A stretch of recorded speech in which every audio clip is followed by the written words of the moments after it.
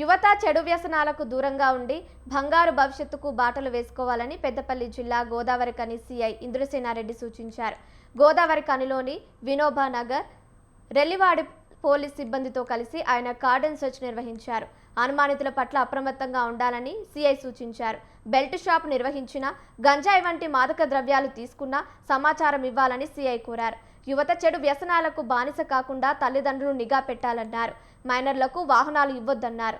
సరైన ధృవీకరణ పత్రాలు లేని వాహనాలను పోలీస్ స్టేషన్కు తరలించారు. 9వ వార్డు లేలిన్ నగర్లో వినోబా నగర్ అండ్ రెల్లివాడలో కార్డినెన్స్ సర్చ్ ఆపరేషన్ నిర్వహించడం జరిగింది. ఈ కార్యక్రమంలో సుమారు 60 నుంచి 70 మంది స్టాఫ్ 5 ఎస్ఐలతోని ఈ వాడలో ఉన్న ప్రతి ఇంటికి చెక్ చేసి ముఖ్యంగా రెంట్కు ఉండే వాళ్ళను, తర్వాత ఇంట్లో ఎవరెవరు ఉంటున్నారు అన్నది చెక్ చేయడం జరిగింది.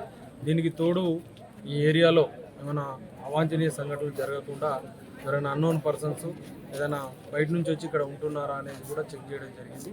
ముఖ్యంగా ఇక్కడ ఉన్న ప్రజలకు తెలియజేసింది ఏంటంటే ఈ ఏరియాలో మొత్తం కూడా ఉన్న ప్రజలందరూ కూడా ఎక్కువ కూలి పని చేసుకొని చిన్న చిన్న జాబులు చేసుకుంటూ ఉండేవాళ్ళు. వీరందరూ కూడా చిన్న చిన్న వేతనాలతో మిడిల్ క్లాస్ ఫ్యామిలీ పిల్లలు ఉన్నారు కాబట్టి వాళ్ళందరూ ఎక్కువ కూడా యూత్ పిల్లలు ఉన్నారు. వాళ్ళందరికీ కూడా ఈ డ్రగ్స్ పైన, గాంజా పైన, ఇట్లా గాంజా తీసుకుంటే దాని పర్యవసనాలు ఏ విధంగా ఉంటాయని తెలియజేయడం జరిగింది. అదేవిధంగా ఈ మధ్య జరుగుతున్న రోడ్ యాక్సిడెంట్లకు సంబంధించి వెహికల్స్ హెల్మెట్ పెట్టుకోవడం, తాగి బండి నడపకుండా ఉండడం, మైనర్లు బండి నడపకుండా ఉండడం అనే విషయం